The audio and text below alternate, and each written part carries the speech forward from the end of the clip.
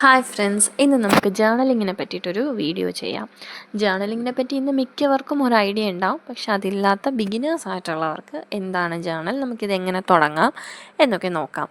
Journal എന്ന് പറയുന്നത് നമ്മുടെ ഒരു പേഴ്സണൽ സ്പേസ് ആണ്. അതൊരു നോട്ട്ബുക്കോ ഒരു ഡയറിയോ ഈവൻ ഒരു ഡിജിറ്റൽ ഫയൽ ഒരു ഫോണിൽ വേണമെങ്കിലും നമുക്ക് ചെയ്യാം. അവിടെ നമ്മൾ നമ്മുടെ ചിന്തകളും ഫീലിങ്സും എക്സ്പീരിയൻസും ഗോൾസും ഒക്കെ രേഖപ്പെടുത്തുന്നതാണ്.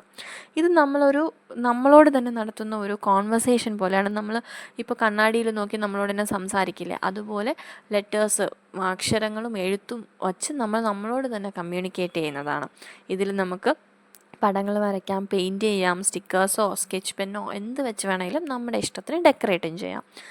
അതുപോലെ പല ടൈപ്പ് ജേർണൽസ് ഉണ്ട്. ഇപ്പോൾ പേഴ്സണൽ ജേർണൽ എന്ന് വെച്ചാൽ എന്താ, നമ്മുടെ ഡെയിലി ലൈഫ്, നമ്മുടെ ഇമോഷൻസ്, നമ്മുടെ റിഫ്ലക്ഷൻസൊക്കെ എഴുതി രേഖപ്പെടുത്തുന്നതാണ്. അതുപോലെ ഗ്രാറ്റിറ്റ്യൂഡ് ജേർണൽ, നമ്മുടെ ലൈഫിൽ നമ്മുടെ ആ ഡേയിൽ നമുക്ക് കിട്ടിയ നന്മകളെ നമ്മൾ താങ്ക്ഫുള്ളായിരിക്കുന്നതാണ് ഗ്രാറ്റിറ്റ്യൂഡ് ജേർണൽ. അതുപോലെ ആർട്ട് ജേർണൽ, നമ്മുടെ ആർട്ട് വർക്ക്സ്, നമ്മുടെ ഡ്രോയിങ്സും ഡൂഡിൽസ് പെയിൻറ്റിങ്സൊക്കെ വേർഡ്സുമായിട്ട് കമ്പൈൻ ചെയ്യുന്നതാണ്.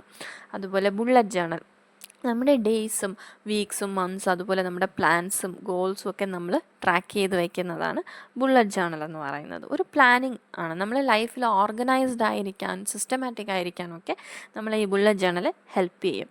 അതുപോലെ ട്രാവൽ ജേർണലുണ്ട്. യാത്ര ചെയ്യാനൊക്കെ ഇഷ്ടപ്പെടുന്നവരാണെങ്കിൽ നമുക്ക് അതിൻ്റെ മെമ്മറീസും പിക്ചേഴ്സൊക്കെ ഇതിനകത്ത് സൂക്ഷിച്ചു വയ്ക്കാവുന്നതാണ്.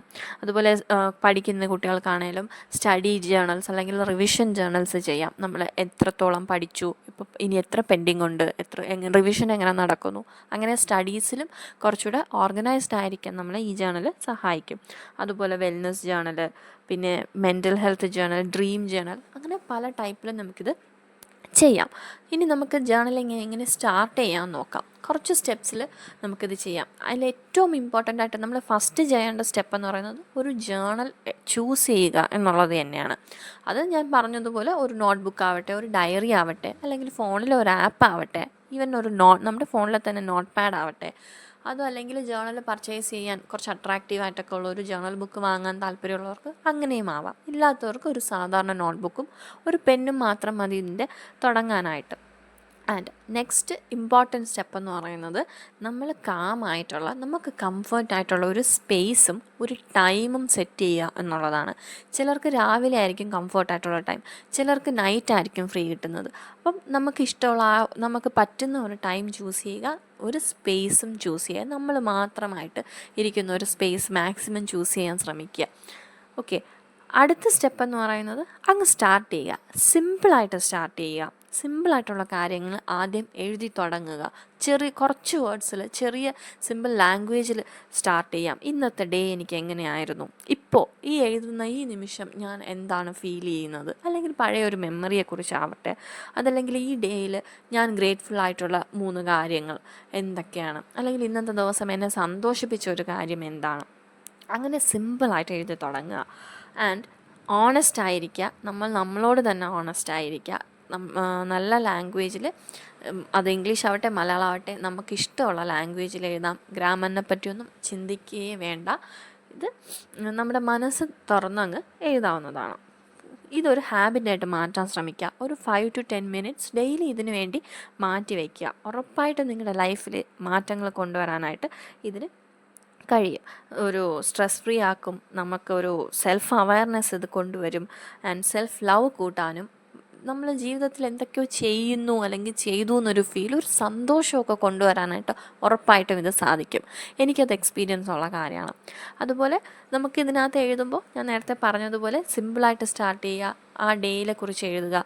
പിന്നെ നമുക്ക് നമ്മുടെ റിഫ്ലക്ഷൻസ്, പിന്നെ എന്തെങ്കിലുമൊക്കെ മോട്ടിവേഷണൽ ആയിട്ടുള്ള കോട്ട്സ്, നമ്മുടെ അപ്പോഴത്തെ മൂഡ് അനുസരിച്ചിട്ടുള്ള കോട്ട്സ് ഒക്കെ നമുക്കിതിനകത്ത് എഴുതാം. നമ്മുടെ ലൈഫ് ലെസൺസ് എഴുതാം. അതുപോലെ തന്നെ മന്ത്ലി ഗോൾസ്, അല്ലെങ്കിൽ ടു ഡു ലിസ്റ്റ്, ഡെയിലി ചെയ്യുന്നവർക്ക് ഇപ്പോൾ നൈറ്റൊക്കെയാണ് ചെയ്യുന്നതെങ്കിൽ നാളത്തെ, അല്ലെങ്കിൽ മോർണിംഗ് ചെയ്താലും അന്നത്തെ ടു ഡു ലിസ്റ്റ് നമുക്ക് തയ്യാറാക്കി വയ്ക്കാം. അത് നമ്മൾ കറക്റ്റായിട്ട് ട്രാക്ക് ചെയ്ത് വയ്ക്കാം. അപ്പം അത് കംപ്ലീറ്റ് ചെയ്യുന്നതിൻ്റെ ഒരു ഹാപ്പിനെസ് ഒക്കെ നമുക്ക് കിട്ടും. അതുപോലെ ബഡ്ജറ്റ് പ്ലാൻ, അല്ലെ ഫിനാൻസ് പ്ലാനിങ് നമുക്ക് ചെയ്യാം. ഹാബിറ്റ് ട്രാക്ക് ചെയ്യാം. നമ്മുടെ ഫിറ്റ്നസ് ട്രാക്ക് ചെയ്യാം. നമ്മൾ അല്ലെങ്കിൽ ബുക്സ് വായിക്കാൻ താല്പര്യമുള്ളവർക്ക്, മൂവീസ് കാണുന്നവർക്ക്, അപ്പോൾ ഈ മന്തിൽ ചെയ്യാനായിട്ട് പ്ലാൻ ചെയ്യുന്ന കാര്യങ്ങൾ, അങ്ങനെ ഒരു പ്ലാനിങ്ങും ഓർഗനൈസിങ് ഐഡിയാസ് നമുക്കിതിൽ ചെയ്യാം. ക്രിയേറ്റീവ് ഐഡിയാസ് ഉള്ളവർക്ക് അങ്ങനെ ചിത്രങ്ങൾ വരയ്ക്കാം, പെയിൻറ്റിങ്സ് ചെയ്യാം, അങ്ങനെയൊക്കെ ചെയ്യാം. അതുപോലെ ഡെയിലി അഫർമേഷൻസ്, സെൽഫ് ലവ് ആയിട്ടുള്ള കാര്യങ്ങൾ, ഇതെല്ലാം നമുക്ക് എന്ത് ചെയ്യാം, ജേണലിൽ പോകെ പോകെ നമുക്ക് എഴുതിയെടുക്കാൻ പറ്റും. അപ്പം നമ്മുടെ ലൈഫിന് തന്നെ അതൊരു അടുക്കും ചിട്ടയും കൊണ്ടുവരുന്നുള്ളത് ഷുവറായിട്ടുള്ള കാര്യമാണ്. അപ്പോൾ just try it and all the